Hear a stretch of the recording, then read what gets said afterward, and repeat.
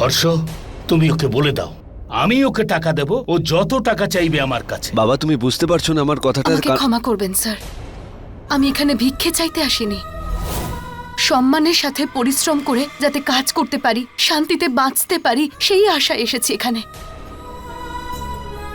আমার মনে হয় না আমি অন্যায় কিছু দাবি করেছি আপনাদের কাছে। একটা পুণ্যের কাজ করেছি আমি, আর তার বদলে সম্মানের একটা কাজ চেয়েছি। সম্মানীয় একটা কাজই আপনি পাবেন, তার জন্য আপনাকে বারবার হাত জোড়ো করার কোনো প্রয়োজন নেই। আপনি আমাদের বাড়িতেই থাকবেন, সেটা কোনো কাজের লোক হিসেবে নয়, বরং আমাদের আর আমাদের পরিবারের গেস্ট হয়ে।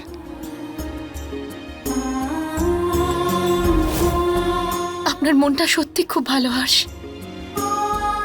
আপনার এবং আপনার পরিবারের সেবা করে আমি সত্যি খুব খুশি হব। আমি এটা বিশ্বাস করি যে কোনো কাজ ছোট হয় না, তা সে কাজের লোকেরই হোক না কেন। আমি হাসি মুখে এই বাড়ি সব কাজ করব। আপনারা শুধু আমাকে হাসি মুখে বাড়িতে থাকতে দিন। এটা আপনার মহানতা। বন্দনা বৌদি, আজ থেকে জানকী আমাদের সঙ্গে আমাদের বাড়িতেই থাকবে।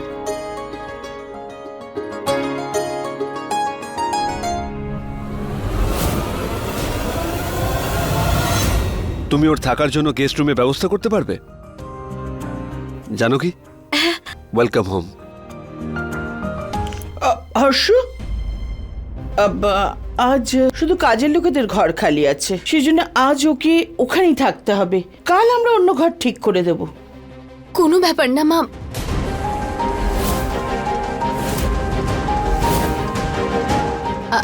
সরি ম্যাডাম, ভুল করে মুখ থেকে বেরিয়ে গেছে। আসলে আমি ওখানে সার্ভেন্ট রুমেই থেকে যাব, আমার কোনো অসুবিধা হবে না। তাছাড়া এই গোটা বাড়ি তো আপনার, নর্মাল রুম আর গেস্ট রুমে কি এসে যায়? আসুন।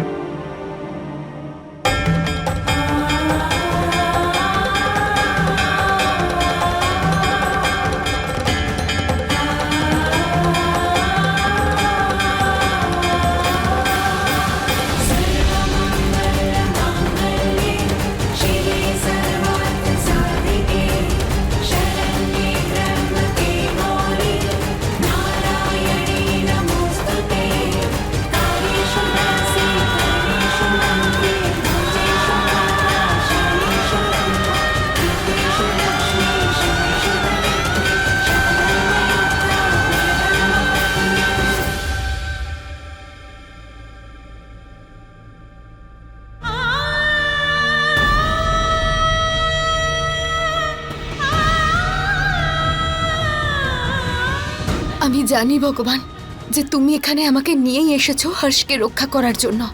আমি তোমাকে কথা দিচ্ছি যে আমি হর্ষকে সমস্ত বিপদের হাত থেকে রক্ষা করব।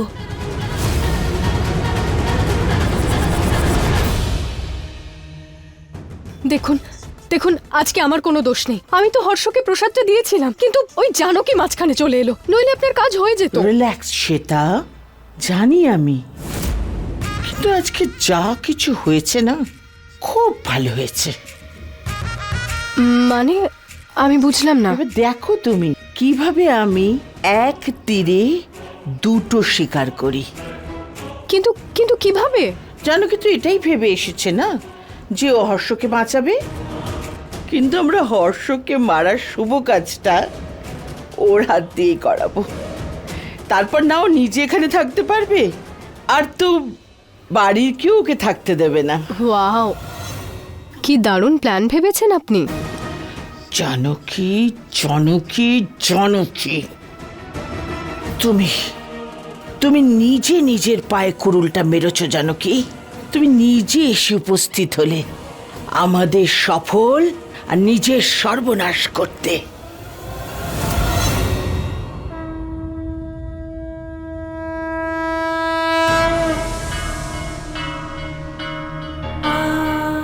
আমাকে শক্তি দিও মা, আমাকে শক্তি দিও যাতে আমি হর্ষের সব শত্রুদের শেষ করতে পারি, তাতে সে যেই হোক না কেন। আমাকে শক্তি দিও যাতে আমি তার মুখোমুখি দাঁড়াতে পারি, তাকে তার কর্মের ফল দিতে পারি।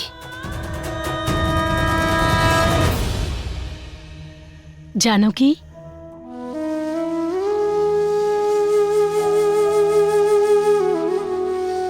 থ্যাংক ইউ সো মাচ ফিরে আসার জন্য।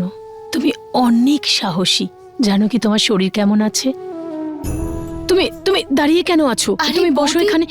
আমি একদম ঠিক আছি, তুমি আমাকে নিয়ে এত চিন্তা করো না। আই এম সরি জানকী, হর্ষের জন্য আমরা ভুলে গেছি তোমারও হর্ষের মতো বড় সার্জারি হয়েছে। I hope you fine. I am absolutely fine. আর বৌদি, হর্ষকে দেখার পরে আমার যেন মনে হচ্ছে কিছু হয়নি। তুমি কত সাদাসিধে জানকী, আর এখানকার লোকেরা কত চালাক। এরা তোমাকে শান্তিতে বাঁচতে দেবে না।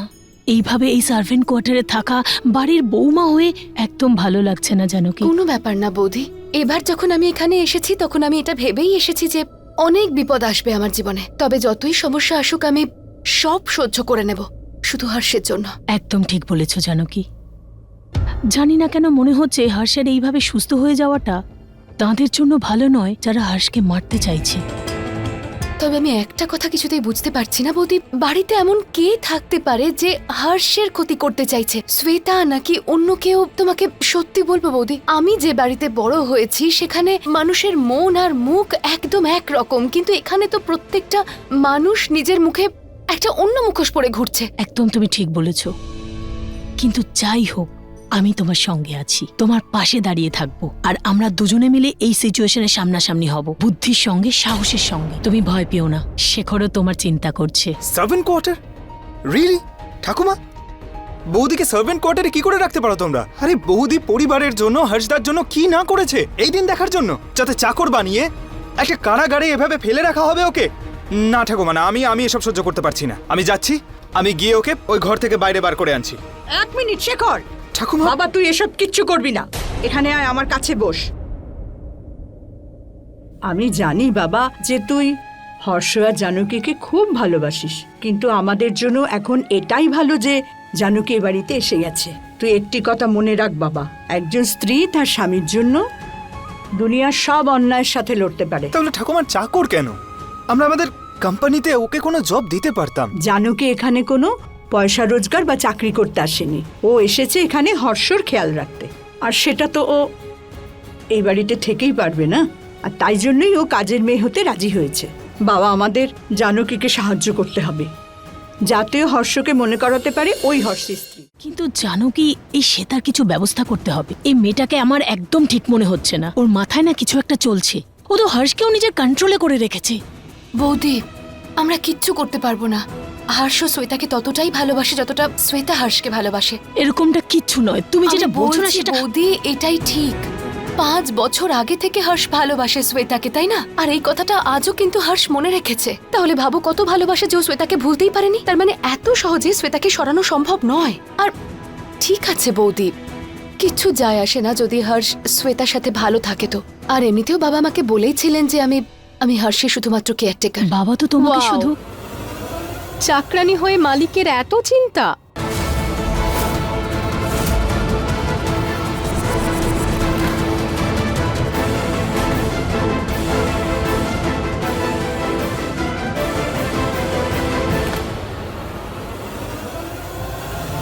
এসব কি অসভ্যতামি, হ্যাঁ? আমি কি করলাম বৌদি? এটা তো নোংরা জামা কাপড়। জানো কি এ বাড়িতে চাকরানি হয়ে এসেছে, তাহলে চাকর বাকরের কাজ তো করতেই হবে। আমার নোংরা জামা কাপড় ধুয়ে দিতে হবে। আর জানো কি, তুমি হর্ষকে বোকা বানিয়ে এই বাড়িতে চাকরানি হয়ে তো চলে এলে, বাট আইল মেক শিওর যে এই চাকরানি যেন নিজের কাজ ঠিক করে করে। ওকে শ্বেতা। এই সবগুলো নিজের হাতে ধোবে। আর কোনো কাপড় যদি একটু নষ্ট হয় না, তাহলে বুঝে নাও স্যালারির সাথে তোমার কাজও চলে যেতে পারে, বুঝলে তুমি? এনাফ শ্বেতা, ভুলে যেও না ও এখনো হর্ষের বউ, বুঝলে? হ্যাঁ তাই তো বৌদি, একদমই ঠিক। কিন্তু খুব তাড়াতাড়ি ও হর্ষর ওয়াইফ থেকে এক্স ওয়াইফ হয়ে উঠবে। খুব তাড়াতাড়ি ওর হর্ষর সাথে ডিভোর্স হয়ে যাবে। সো তোমার বাজে কথা বন্ধ করো। বৌদি কোনো ব্যাপার না, যা কিছু বলে যাচ্ছে ঠিক মেয়েটা। আছে ছাড়ো না। ঠিক আছে শ্বেতা, আমি তোমার সব জামা কাপড় কেচে দেবো, হয়ে যাবে কাজ। কি বললে? শ্বেতা? অন্য চাকরদের মতো তুমিও আমাকে শ্বেতা ম্যাম বলবে, বুঝলে?